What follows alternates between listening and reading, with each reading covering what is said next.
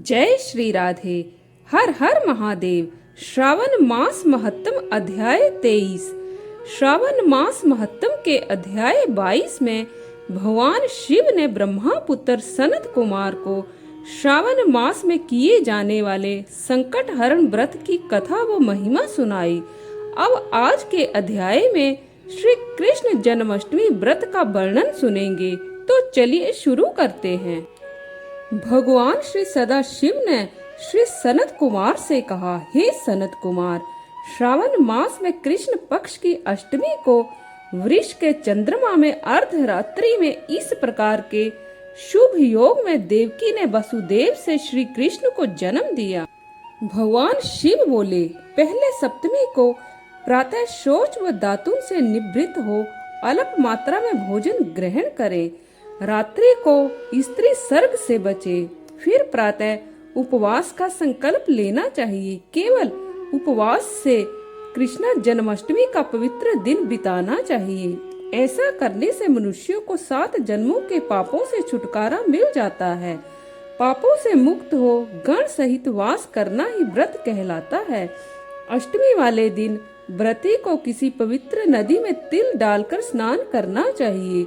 शोभन प्रदेश में देविका का सूतिका गृह स्थापित कर उसे विभिन्न प्रकार के फूलों से सुसज्जित कर वहां पर कलश रख उसको फलों से सजाकर पुष्प, चंदन, अमरूद, धूप तथा दीपों की माला से शोभायमान बनाएं। उसमें श्री हरिवंश पुराण के अनुसार गोकुल लीला की रचना करें। नृत्य, वादन, गायन से श्री कृष्ण का कीर्तन करें। उस गृह के एकदम मध्य में षष्ठी देवी के साथ कृष्ण भगवान को स्थापित करें। अपनी अर्थ शक्ति के अनुसार ये प्रतिमा मिट्टी, तांबे, पीतल, चांदी अथवा सोने की बनवानी चाहिए। यह सभी प्रकार से रंगी हुई हो। ऐसी सर्व लक्षण वाली प्रतिमा के साथ शैया पर प्रसूता की प्रतिमा भी स्थापित करें। उस प्रसूता प्रतिमा के साथ बाल कृष्ण को भी स्तनपान करते हुए दिखलाएं। उस सूतिका गृह में एक स्थान पर कन्या को जन्म दी हुई यशोदा को भी श्री कृष्ण के समीप लिखें। साथ ही साथ हाथ जोड़े हुए देवताओं, यक्षों, विद्याधरों तथा अन्य देव योनियों को भी लिखें और वहीं पर खड्ग तथा ढाल धारण करके खड़े हुए वासुदेव को भी दिखाएं। इस प्रकार कश्यप के रूप में अवतीर्ण वासुदेव जी, अदिति स्वरूपा देवकी जी, शेषनाग के अवतार बलराम जी, अदिति के ही अंश से प्रादुर्भूत यशोदा जी, दक्ष प्रजापति के अवतार नंद जी, ब्रह्मा के अवतार गर्गाचार्य जी, सभी अप्सराओं के रूप में प्रकट गोपिका वृंद, देवताओं के रूप में जन्म लेने वाले गोपगण, काल नेमी स्वरूप कंस, उस कंस के द्वारा ब्रज में भेजे गए वृषासुर, वत्सासुर, कुबलिया पीड़, केशी आदि असुर, हाथों में शस्त्र लिए हुए दानव तथा यमुना दह में स्थित कालिया नाग, इन सबको वहां पर चित्रित करना चाहिए। इस प्रकार पहले इन्हें बनाकर श्री कृष्ण ने जो कुछ भी लीलाएं की हैं, उन्हें भी अंकित करके भक्ति परायण होकर प्रयत्न पूर्वक 16 उपचारों से देव की इस मंत्र के द्वारा उनकी पूजा करनी चाहिए। वेणु तथा वीणा की ध्वनि के द्वारा गान करते हुए प्रधान किन्नरों से निरंतर जिनकी स्तुति की जाती है, हाथों में भृंगारी, दर्पण, दूर्बा, दधि कलश लिए हुए किन्नर जिनकी सेवा कर रहे हैं, जो शैया के ऊपर सुंदर आसन पर भली भांति विराजमान है, जो अत्यंत प्रसन्न मुखमंडल वाली है तथा पुत्र से शोभायमान है, वे देवताओं की माता तथा विजय सुत सुता देवी देवकी अपने पति वासुदेव सहित सुशोभित हो रही हैं। उसके बाद विधि जानने वाले मनुष्यों को चाहिए कि आदि में प्रणव तथा अंत में नमः से युक्त करके अलग अलग सभी के नामों का उच्चारण करके सभी पापों से मुक्ति के लिए देवकी, वसुदेव, वासुदेव, बलदेव, नंद तथा यशोदा की पृथक पृथक पूजा करनी चाहिए। उसके बाद चंद्रमा के उदय होने पर श्री हरि का स्मरण करते हुए चंद्रमा को अर्घ्य प्रदान करें। इस प्रकार कहना चाहिए, हे क्षीर सागर से प्रादुर्भूत, हे अत्रि गोत्र में उत्पन्न आपको नमस्कार है। हे रोहिणी कांत, मेरे इस अर्घ्य को आप स्वीकार करें। देवकी के साथ वासुदेव, नंद के साथ यशोदा, रोहिणी के साथ चंद्रमा और श्री कृष्ण के साथ बलराम की विधिवत पूजा करके मनुष्य कौन सी परम दुर्लभ वस्तु को नहीं प्राप्त कर सकता है।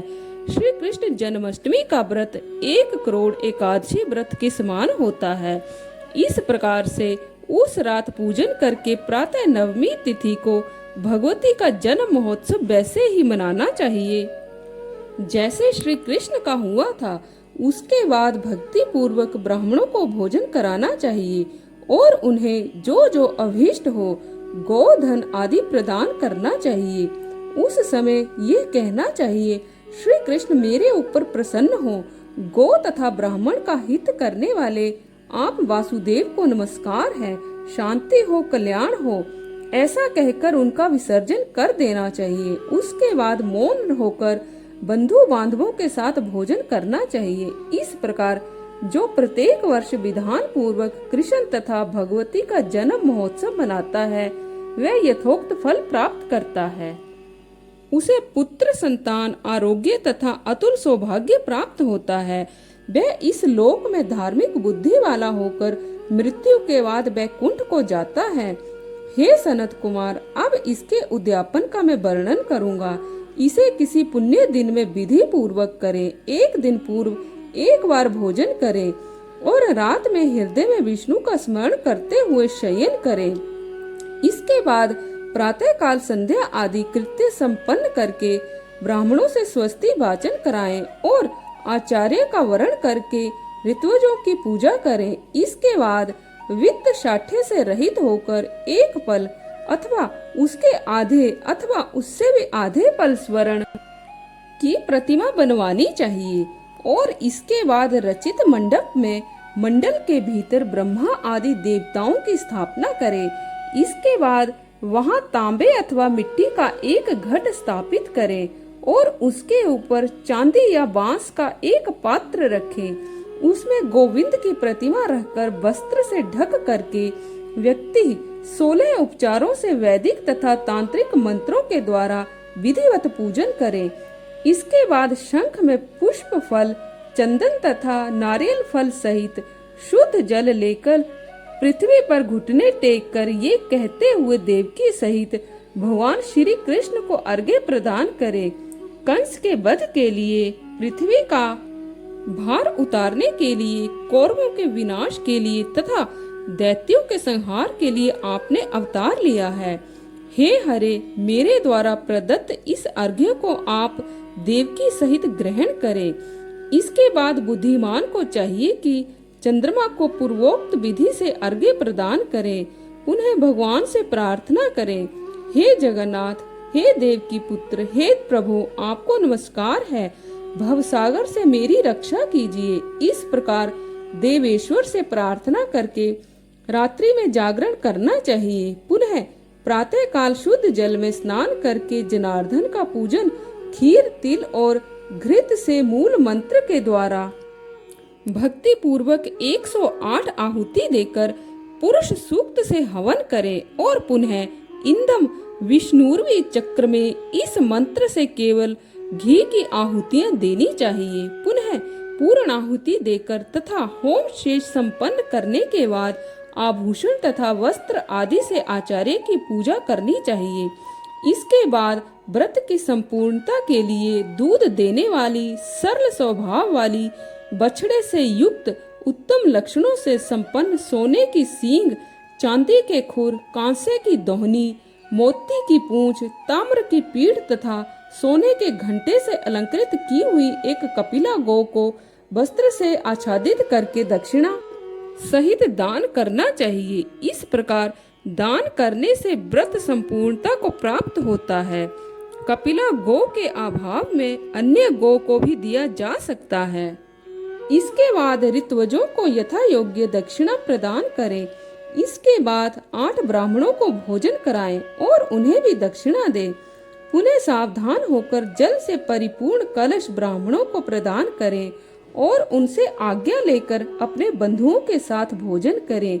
हे ब्रह्मपुत्र, इस प्रकार व्रत का उद्यापन कृत्य करने पर वह बुद्धिमान मनुष्य उसी क्षण पाप से रहित हो जाता है और पुत्र पौत्र से युक्त तथा धन धान्य से संपन्न होकर बहुत समय तक सुखों का उपभोग कर अंत में वैकुंठ प्राप्त करता है। इस प्रकार श्री स्कंद पुराण के अंतर्गत ईश्वर सनत कुमार संवाद में श्रावण मास महत्तम में श्री कृष्ण जन्माष्टमी व्रत कथन नामक 23वां अध्याय पूर्ण हुआ।